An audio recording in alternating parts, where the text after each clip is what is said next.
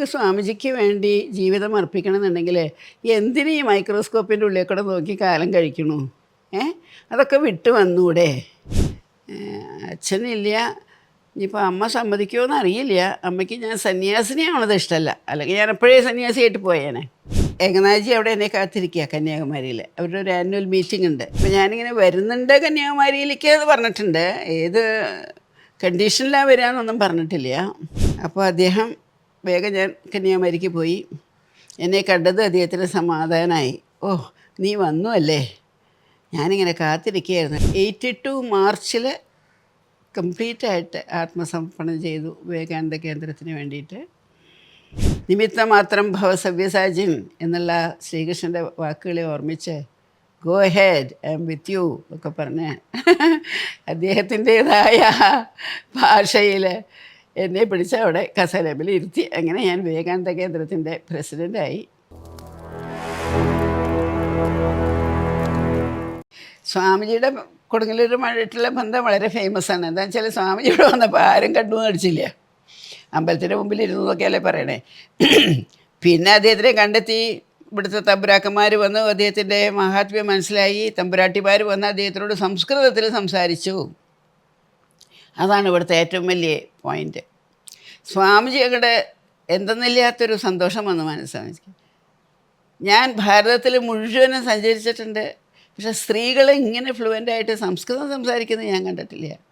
അത് കൊടുങ്ങല്ലൂരിലെ സ്ത്രീകളാണ്. അദ്ദേഹം പിന്നെ അവസരം കിട്ടുമ്പോഴൊക്കെ ഇങ്ങനെ ഓർമ്മിച്ച് വെച്ചിരുന്നു. കൊടുങ്ങല്ലൂരിൽ മലബാർ എന്നാണ് അന്ന് പറയുക. കൊടുങ്ങല്ലൂർ എന്നുള്ള പേര് ഓർമ്മയൊന്നുമില്ല. അന്ന് പിന്നെ കേരള എന്നുള്ള പേരുമില്ല. ഇങ്ങോട്ടേക്ക് കിടന്നാൽ മലബാറായി. അപ്പോൾ മലബാറിലെ സ്ത്രീകൾ സംസ്കൃതത്തിൽ സംസാരിക്കണമെന്നുള്ളത് അതായിരുന്നു അദ്ദേഹത്തിൻ്റെ ജീവിതത്തിലുള്ള, എന്താ പറയണ്ടേ, ഓർമ്മകളില്ല, അദ്ദേഹത്തിൻ്റെ യാത്രകളുടെ ഓർമ്മക്കുറിപ്പിലുള്ള ഒരു പ്രധാന ഭാഗം അതായിരുന്നു. അതേമാതിരി എനിക്ക് വളരെ സന്തോഷമായിട്ടുള്ളൊരു കാര്യം, അദ്ദേഹത്തിൻ്റെ കന്യാകുമാരിയിലത്തെ സമാധിയിലിരുന്ന് അവിടെ നിന്ന് എണീറ്റ് കഴിഞ്ഞിട്ട് ഭാരതത്തിനെ നോക്കിക്കൊണ്ടുള്ള നിൽപ്പാണിപ്പോൾ നമ്മുടെ അവിടെ ഇതുള്ളത്. അവിടുന്ന് വന്നിട്ട് കന്യാകുമാരി ദേവിയുടെ അമ്പലത്തിൽ പോയി നമസ്കരിച്ചു. എന്നിട്ട് അമ്മോട് പ്രാർത്ഥിക്കുകയാണ്. ഡോക്ടർ പി കെ നാരായണപിള്ള എന്ന് പറഞ്ഞ തിരുവനന്തപുരത്ത് യൂണിവേഴ്സിറ്റിയിൽ വലിയൊരു സംസ്കൃത പ്രൊഫസർ ഉണ്ടായിരുന്നു. അദ്ദേഹം വിശ്വഭാനു വിവേകാനന്ദ എന്ന് പറഞ്ഞിട്ടൊരു ഖണ്ഡകാവ്യം എഴുതിയിട്ടുണ്ട്. അതിൽ അദ്ദേഹം സ്വാമിജിയെ കൊണ്ട് പറയിപ്പിക്കുന്ന ഒരു പ്രാർത്ഥനയുണ്ട്. എനിക്ക് വളരെ പ്രിയപ്പെട്ടൊരു പ്രാർത്ഥനയാണത്.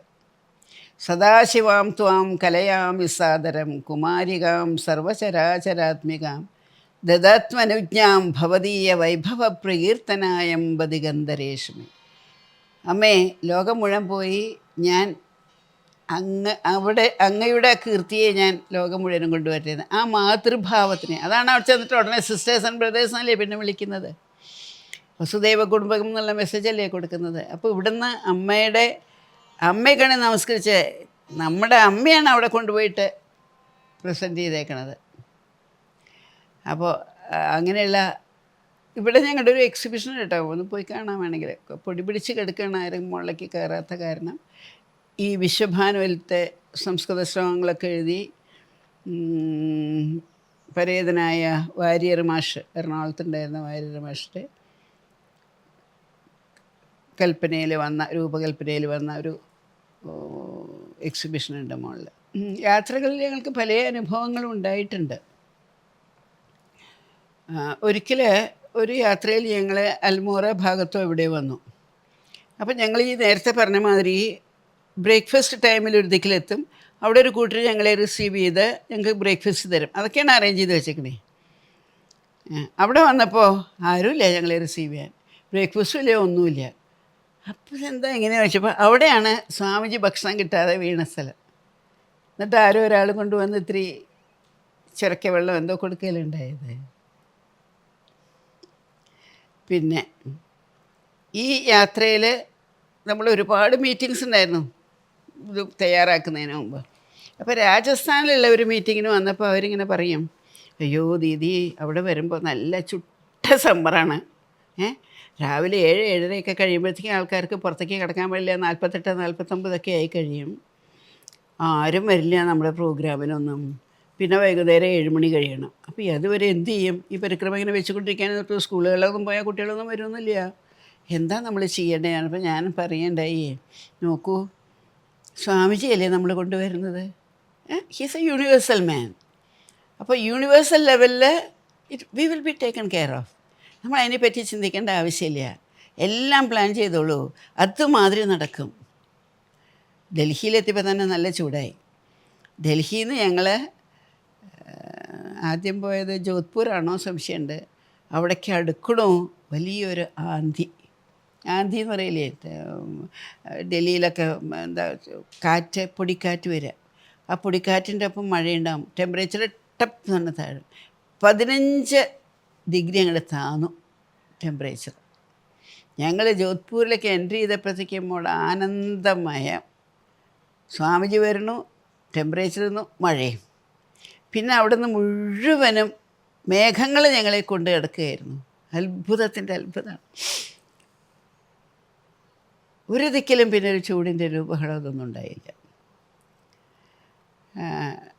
പിന്നെ ഈ യാത്രയിൽ ഒരു ആക്സിഡൻറ്റോ ഒന്നും, ഒരു വണ്ടിക്കൊരു ആക്സിഡൻറ്റ് പറ്റി എന്തെങ്കിലും ഒരാൾ ഇത്രയും വലിയൊരു ഇത് നടക്കില്ലേ, കണവായി, ഒന്നും ഉണ്ടായില്ല. ആൾക്കാർക്കെങ്കിലും അബദ്ധം പറ്റുക, അല്ലെങ്കിൽ പെട്ടെന്നൊരാളൊരു ഹാർട്ട് അറ്റാക്കായിട്ട് എന്തെങ്കിലും വീഴുക, ഒരാളെ ഹോസ്പിറ്റലൈസ് ചെയ്യുക, യാതൊന്നും ഉണ്ടായില്ല.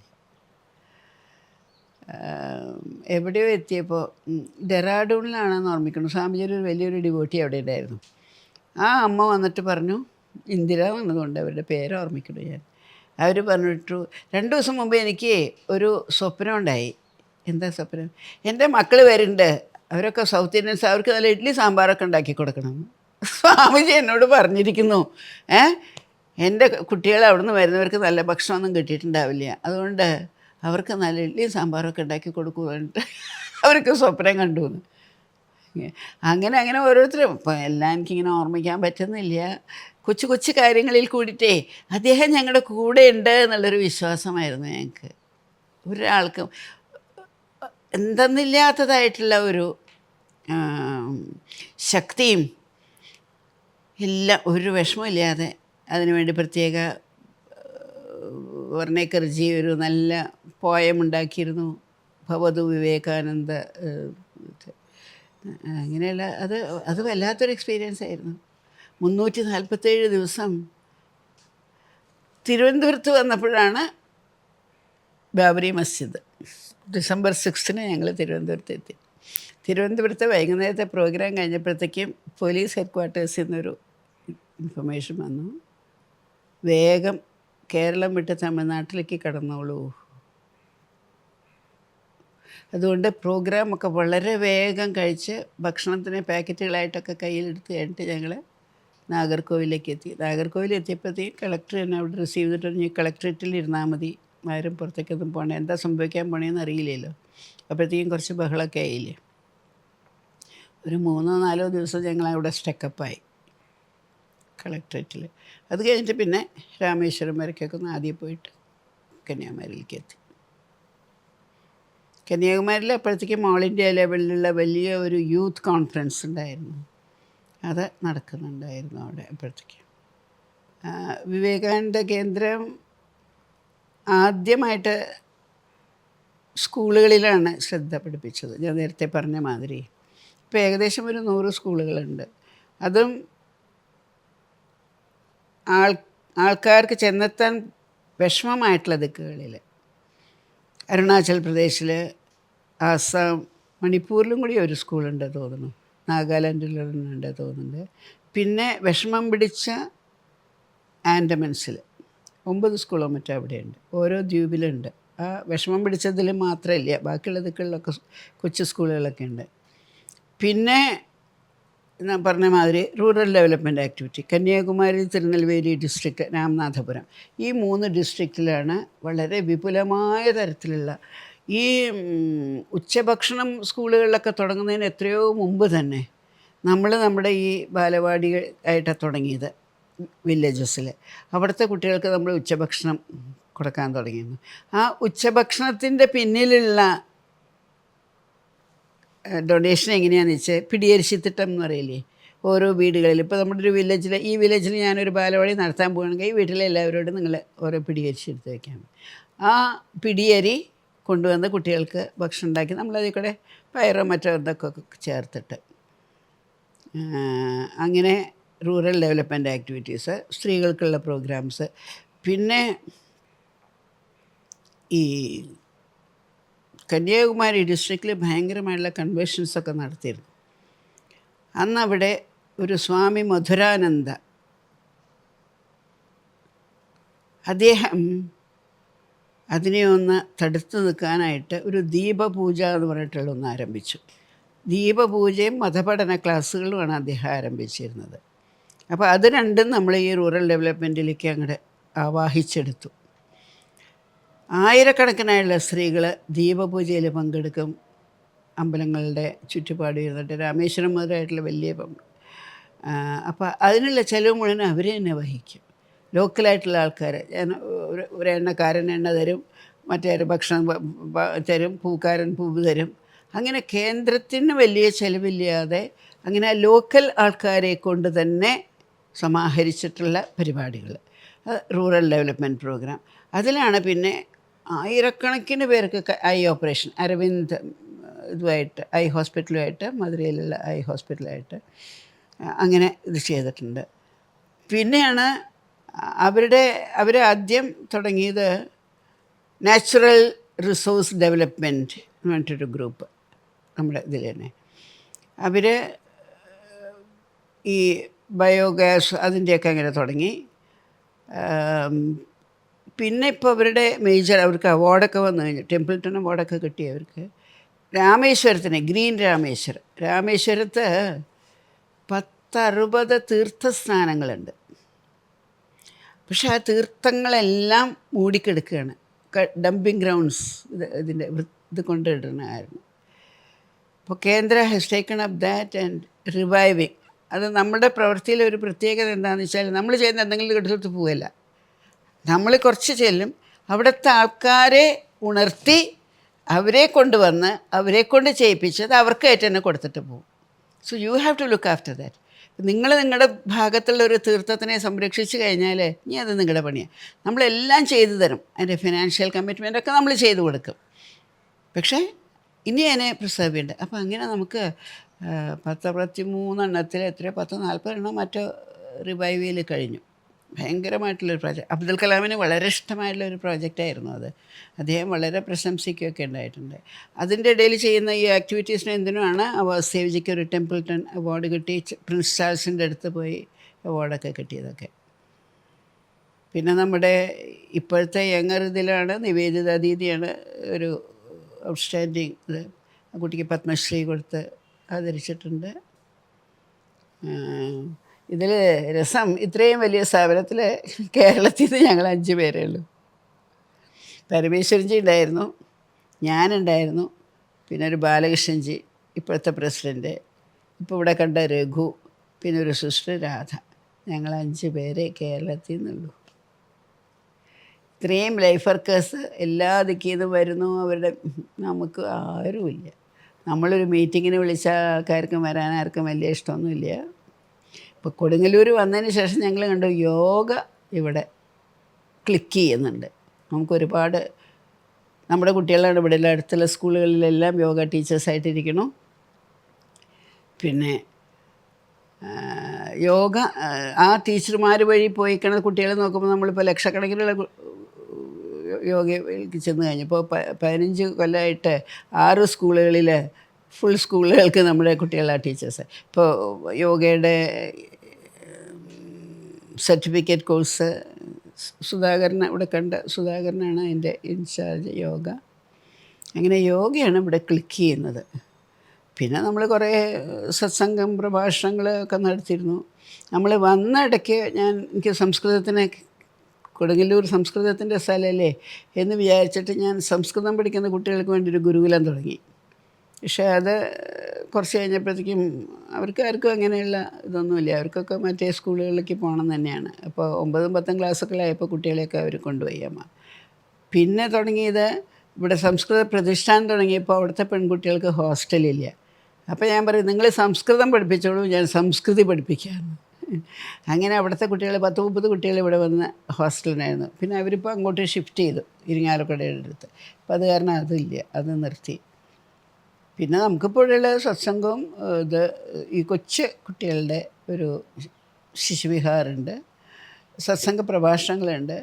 പിന്നെ ഞാൻ വീടുകളിലൊക്കെ പോയിട്ട് എന്തെങ്കിലും ഒരു സ്പിരിച്വൽ പരിപാടി, ദേവി ഭാഗവതോ രാമായണം വായന, വേറൊരു കുട്ടിയുണ്ട്, അങ്ങനെയൊക്കെ നടത്തിക്കൊണ്ട് എന്നുവെച്ചാൽ എന്താ പറയില്ലേ, Muhammad goes to if Muhammad doesn't go to mountain, mountain goes to Muhammad എന്ന് പറയണ മാതിരിയാണ്. നിങ്ങട്ട് ആര് വരുന്നത് വെച്ചാൽ ശരി, വീടുകളിലേക്ക് പോവുക, വീടുകളിൽ പോയിട്ട് അവരെ കൂട്ടിയിരുത്തി അവർക്ക് സത്സംഗം നടത്തുക, അങ്ങനെയൊക്കെയാണ്. പിന്നെ എനിക്കും ഇപ്പോൾ പ്രായാധിക്യം കൊണ്ടുള്ള വിഷമങ്ങളൊക്കെ ഉണ്ട്. സ്ത്രീകളോട് സംസാരിക്കുമ്പോൾ ഞാൻ എപ്പോഴും പറയുന്ന ഒരു ഇതുണ്ട്, the science and art of being a woman. സ്ത്രീത്വത്തിൽ അതിൻ്റേതായിട്ടുള്ളൊരു സയൻസ് ഉണ്ട്, അതിൻ്റേതായിട്ടുള്ളൊരു കലയുമുണ്ട്. അത് രണ്ടും കൂടി ഇണക്കാനായിട്ട് സ്ത്രീകൾ നോക്കണം. സ്ത്രീകൾക്കിപ്പോൾ എന്തെന്നില്ലാത്തതായിട്ടുള്ള മാനസിക വിഷമങ്ങൾ എന്നൊക്കെ പറഞ്ഞിട്ടാണ് നടക്കുക. അതിൻ്റെ ഒന്നും ഒരാവശ്യമില്ല. അവളുടെ ശക്തി അവൾ തന്നെ അറിയുകയാണെന്നുണ്ടെങ്കിൽ. അപ്പോൾ അതിൽ the science of being a woman എന്തുകൊണ്ടാണ് സ്ത്രീ ഇമ്പോർട്ടൻ്റ് ആയിട്ടുള്ളതെന്ന് വെച്ചാൽ, അവളൊരു അദ്വൈത സ്വരൂപിണിയാണ്. അവളിൽ കൂടിയാണ് വിവേകാനന്ദ സ്വാമി എപ്പോഴും പറയും, Advaita must become poetic and practical in life എന്ന്. അതിപ്പോൾ പുരുഷന്മാർ അദ്വൈതത്തിനെ പറ്റി പഠിച്ചാൽ അവർക്ക് തീസിസ് എഴുതാം, പ്രസംഗിക്കാം ഒക്കെ കഴിയും. പക്ഷേ ജീവിതത്തിലേക്ക് കൊണ്ടുവരാൻ അവരെ കൊണ്ട് സാധിക്കില്ല. സ്ത്രീ അങ്ങനെയല്ല. സ്ത്രീക്ക് അവൾക്ക് പഠിക്കുകയൊന്നും വേണ്ട. അവൾ ഭാര്യയായി അമ്മയാവുമ്പോൾ അദ്വൈതം അവളിൽ വികസിച്ച് തുടങ്ങി. പക്ഷേ അദ്വൈതം എന്ന് പറയുമ്പോൾ ഏകാത്മഭാവം, അവളുടെ ഉള്ളിലിരിക്കുന്ന ആ ജീവൻ വളരുന്നതോടുകൂടി അതുമായിട്ടുള്ള ഏകാത്മബന്ധം വരികയാണല്ലോ. ആ ബന്ധമാണ് അവളെ ഒരു അദ്വൈത സ്വരൂപിണിയായിട്ടും. എന്തുകൊണ്ട് ഒരമ്മയ്ക്ക് പ്രത്യേകത, അദ്വൈതമുള്ളിടത്താണ് സ്നേഹം പരിപൂർണതയിലെത്തുന്നത്. ഒരു മകൻ അമ്മയോടുള്ള സ്നേഹത്തിന് കാരണം താനും മകനും ഒന്നായി തന്നെയാണ് അവൾ കാണുന്നത്. അദ്വൈതത്തിൻ മഹാതത്വം ആദ്യം ബോധിച്ചതമ്മയാം.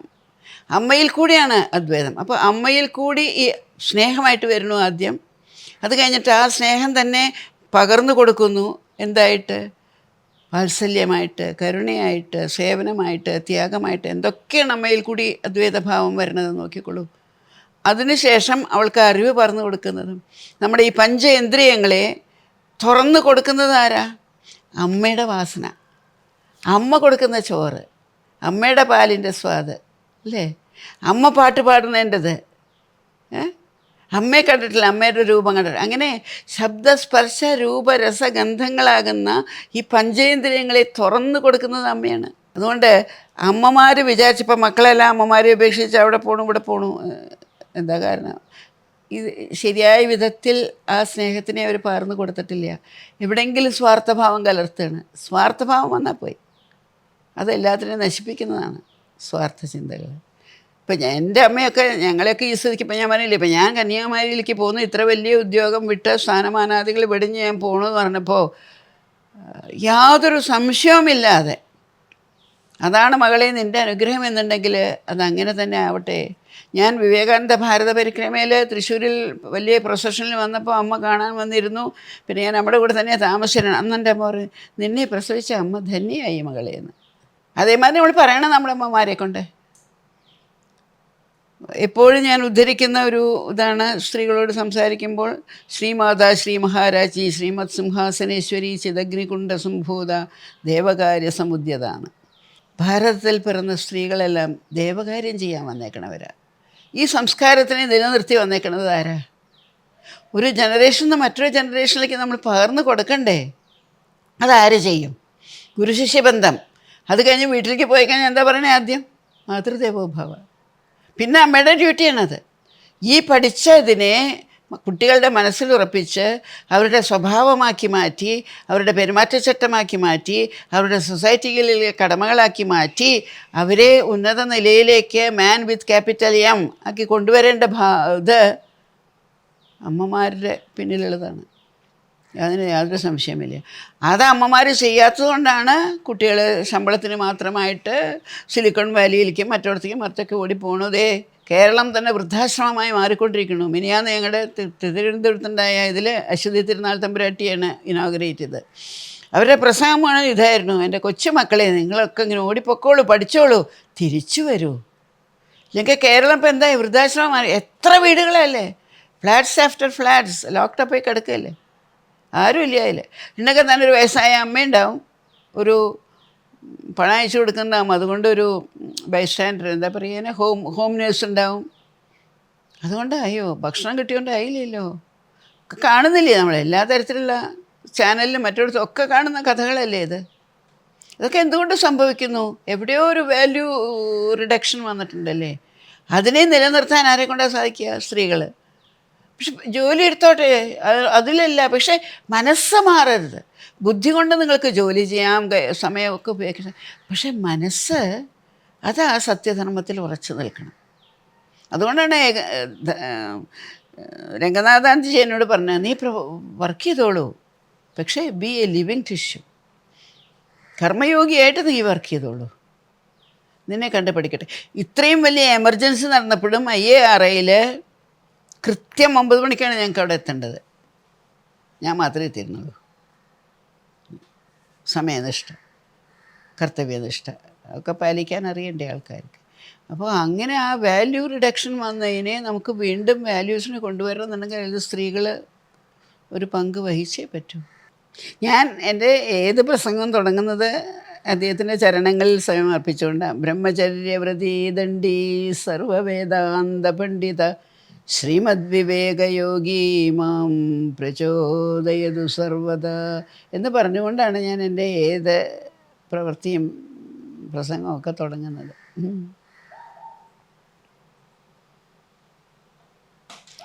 എഴുത്തും പല രൂപത്തിലും വിവേകാനന്ദ സ്വാമി വിശ്വഭാനുവായിട്ട്, വിശ്വബന്ധുവായിട്ട്, വിശ്വഗുരുവായിട്ട് അങ്ങനെ സങ്കല്പിച്ചിട്ട് എഴുതിയിട്ടുണ്ട്. വിവേകാനന്ദ സ്വാമിയെ ഒരു വിളക്കുകാരനായിട്ട് പറയാൻ എന്താണ്, വിളക്കുകാരനായിട്ട്, പക്ഷിപിടുത്തക്കാരനായിട്ട് അങ്ങനെയൊക്കെ സങ്കല്പിച്ച് എഴുതിയിട്ടുണ്ട്. വലിയൊരു ശില്പിയായിട്ട്. എന്താണെന്ന് വെച്ചാൽ അദ്ദേഹം ആ പാറമേൽ നിന്നിട്ട് ഭാരതത്തിനെ നോക്കുമ്പോൾ ആ ഭാരതം ഒരു ശിലയായിട്ടാണ് കാണുന്നത്. അതിലത്തെ ശില്പങ്ങളൊക്കെ പോയിക്കണു. ഇത്ര മനോഹരമായിരിക്കുന്ന ആ ഭാരതീയ തത്വചിന്തയിലത്തെ അത് മുഴുവനും നഷ്ടപ്പെട്ട് കഴിഞ്ഞു. വെറുമൊരു ഇതായിട്ടാണ് നിൽക്കുന്നത്. പിന്നെ അദ്ദേഹമാണ് അമേരിക്കയിൽ പോയിട്ട് തിരിച്ച് വന്നിട്ട് ആദ്യം കൊത്തി കർമ്മയോഗത്തിനെയും രാജയോഗത്തിനെയും മറ്റേ യോഗത്തിനെയൊക്കെ എടുത്ത് വീണ്ടും അതിനൊരു ശില്പമാക്കി മാറ്റി. ഇന്നിപ്പോൾ അത് ശില്പമാക്കി മാറ്റിക്കൊണ്ടാണ് എല്ലാവർക്കും വരാനും ഇവിടെ വരണം എന്നൊക്കെയുള്ള ആഗ്രഹം തുടങ്ങിയത് അല്ലേ. യോഗയുടെ പ്രാധാന്യം, കർമ്മയോഗത്തിൻ്റെ പ്രാധാന്യം, ജ്ഞാനയോഗത്തിൻ്റെ ഒക്കെ എടുത്ത് കാണിച്ചത് അദ്ദേഹമല്ലേ. ഷിക്കാഗോ പാർലമെൻറ്റിന് അദ്ദേഹം നിന്ന് പ്രസംഗിക്കുന്ന സമയത്ത് കൂടെ 10-30 പേരിരിക്കുന്നുണ്ട്. ഞാൻ പറഞ്ഞു അവരുടെ കയ്യിലൊക്കെ ഓരോ കൂടുണ്ട്. ആ കൂടിൻ്റെ ഉള്ളിലൊക്കെ ഓരോ പക്ഷികളുണ്ട്. അപ്പോൾ ഓരോരുത്തരും പ്രസംഗിക്കുമ്പോൾ അവരുടെ കൂടോട് കൂടിയിട്ട് ആ പക്ഷികളെ എടുത്ത് കാണിച്ചു. എൻ്റെ പക്ഷി എന്തൊരു ഭംഗിയാണ് കണ്ടു, അതിൻ്റെ തുവലിന് എന്തൊരു ഭംഗിയാണ്, അതിന് നല്ലപോലെ പറക്കാൻ കഴിയും, അത് പറഞ്ഞു കഴിഞ്ഞാൽ നേരിട്ട് സ്വർഗത്തിലേക്ക് പോകും എന്നൊക്കെ പറഞ്ഞിട്ട് ഓരോരുത്തരും പ്രസംഗിച്ചു. വിവേകാനന്ദ സ്വാമി വന്നപ്പോൾ ആ കൂടുകളൊക്കെ തുറന്നു വെച്ചു, പക്ഷികളോടൊക്കെ പൊക്കണം. ഏകം സത്വിപ്രാ ബഹുധാ വദന്തി, അതാണ് സത്യം. നിങ്ങൾ ഈ കൂട്ടിലിട്ട് വെച്ചിട്ട് ഇതാണ് സത്യം എന്ന് പറഞ്ഞുകൊണ്ടിരിക്കുമോ, അവറ്റയൊക്കെ ചത്തുപോകുള്ളൂ. അത് തുറന്നു കൊടുത്തപ്പോൾ എന്താ, അവറ്റയൊക്കെ പോയി. അതാണ് അദ്ദേഹം ചെയ്തത്. അവിടെ ചെന്നിട്ട് ഷിക്കാഗോ പാർലമെൻറ്റിൽ ചെയ്തത് അതാണ്. നിങ്ങൾ കൂടുകളിലിട്ട് വെക്കരുത്. സത്യം എന്ന് പറയുന്നത് കൂട്ടിൽ വെക്കാനുള്ളതല്ല, അത് പരമാത്മാവാണ്. നമുക്ക് എല്ലാവർക്കും ഒരേമാതിരി ആദരിക്കാനും അനുഭവിക്കാനും അനുഭൂതി ഉൾക്കൊള്ളാനും കഴിയുന്ന പരമമായ സത്യമാണെന്ന് എടുത്ത് കാണിച്ചില്ലേ. ഒരു വിളക്കുകാരനായിട്ട് ചിലപ്പോൾ സങ്കല്പിക്കും ഞാൻ. ഞങ്ങളുടെയൊക്കെ കുട്ടിക്കാലത്ത് റോഡിലൊന്നും ഇലക്ട്രിക് ലാമ്പൊന്നുമില്ല. ഒരു ഇരുമ്പ് കാലുമ്പോൾ ഒരു ചിമ്മിനി ഉണ്ടാവും. അപ്പോൾ വൈകുന്നേരം ഒരു മുനിസിപ്പൽ വർക്കറായിരിക്കണം അയാൾ എന്ന് വിചാരിക്കണം. ഒരു കോണി ഉണ്ടാവും അയാളുടെ കയ്യിൽ, ഒരു എണ്ണപ്പാത്രം ഉണ്ടാവും, ഒരു ചെറിയ പാത്രത്തിൽ ഒരു ലൈറ്റഡ് തിരി ഉണ്ടാവും. അപ്പോൾ അയാളത് ആ കോണി അവിടെ വെച്ച് ആ ചിമ്മിനിയൊക്കെ തുടച്ച് വൃത്തിയാക്കി ഇത്തിരി മണ്ണെണ്ണ ഒഴിച്ച് അത് കത്തിച്ച് വെച്ചിട്ട് പോകും അടുത്തതിലേക്ക്.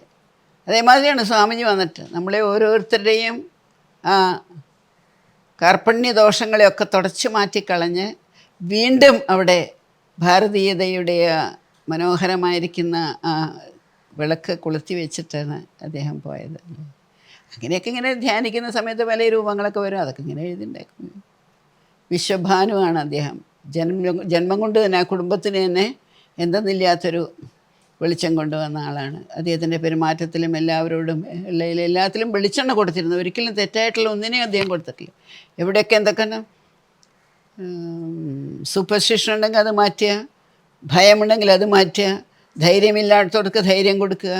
അങ്ങനെ അദ്ദേഹം ചെയ്ത ഓരോ പ്രവൃത്തികളിലും വെളിച്ചമാണ് കൊണ്ടുവന്നിരുന്നത്. അതുകൊണ്ട് വിശ്വഭാനുവായിട്ടാണ് ജീവിതത്തിലിരുന്നത്.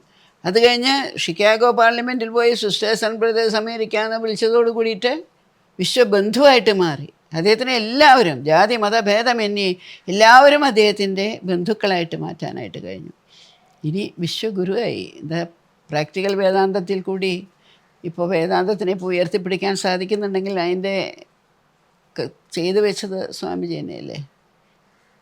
സ്വാമിജിയെ പറ്റി എല്ലാവരും എന്നോട് ചോദിക്കും, എന്താ സ്വാമിജിയെ പറ്റി ഒന്നും കീർത്തനങ്ങളൊന്നും എഴുതാത്തതാണ്. സ്വാമിജിയെ പറ്റി കീർത്തനം എഴുതാൻ പറ്റില്ല, പ്രസംഗങ്ങൾ എഴുതാൻ പറ്റണുള്ളൂ. വിവേകാനന്ദ ചരണങ്ങളിൽ എന്ന് പറഞ്ഞിട്ടാണ് ഞാൻ ആദ്യം സ്വാമിജിയെ പറ്റി എഴുതിയൊരു പുസ്തകം. ഏകനാഥജിയെ പറ്റി എഴുതി, ഭാവയാമി ഏകനാഥം. വിവേകാനന്ദ ലിറ്ററേച്ചർ മുഴുവനും സംഗ്രഹിച്ചുകൊണ്ട് ഡെയിലി റീഡിങ് ഇൻക്രെഡിബിൾ ഇന്ത്യ ആയിട്ടാണ് എഴുതി. അതിൻ്റെ മലയാളം ഭാരതം ഒരു മഹാവിസ്മയം. സ്ത്രീകൾക്ക് വേണ്ടിയിട്ടുള്ള മെസ്സേജ് കൊടുത്തിട്ട് സീത മസ്റ്റ് ലിവ് എന്ന് പറഞ്ഞിട്ടൊരു ബുക്ക് എഴുതി.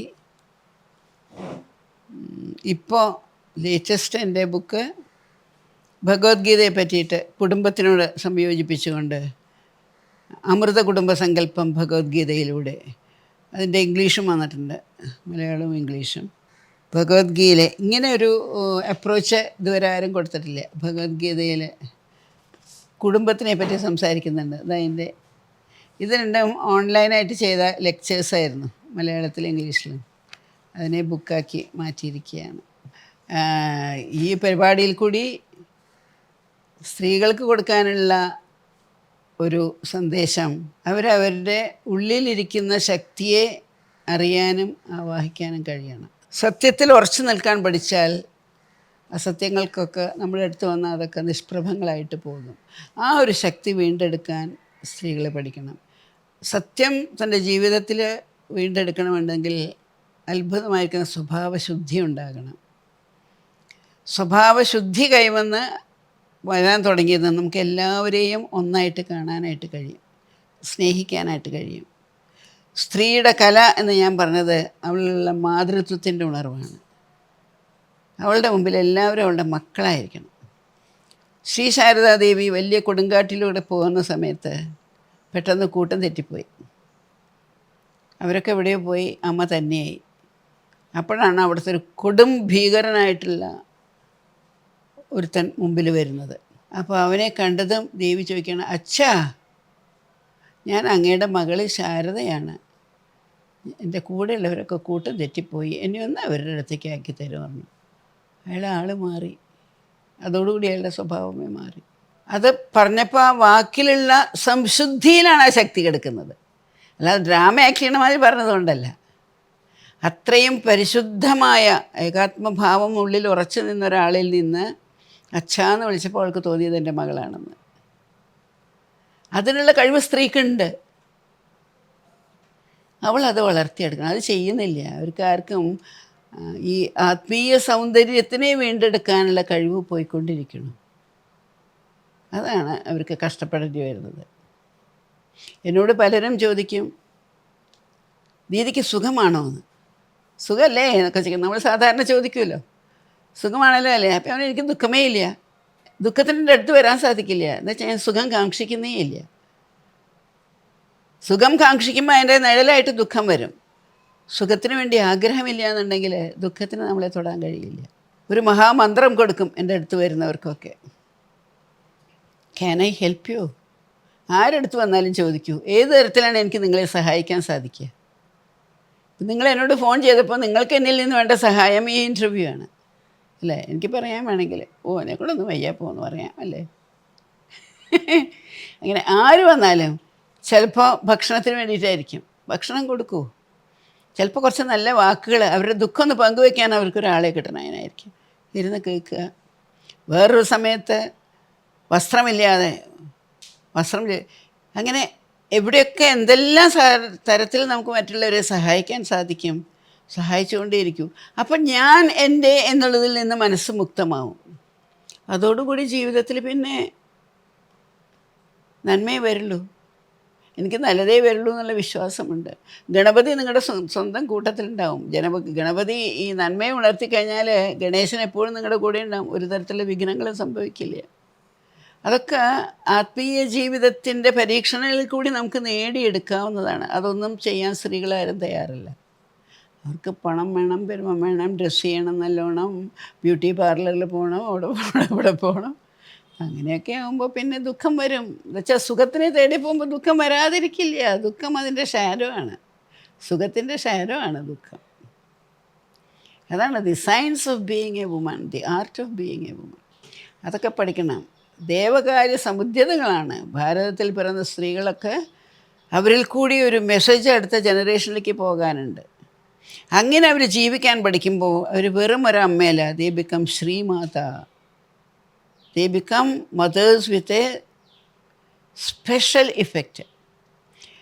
അത് കഴിഞ്ഞാലോ അങ്ങനെ ഒരു ശ്രീമാത ഒരു കുടുംബത്തിലുണ്ടെങ്കിൽ ആ കുടുംബത്തിൽ തന്നെ ശ്രീ മഹാരാജ്ഞി. ഇന്നിപ്പോൾ സ്ത്രീകൾക്ക് സ്ഥാനമില്ല കുടുംബങ്ങളിൽ, ഭരണകൂട്ടാക്കളിൽ.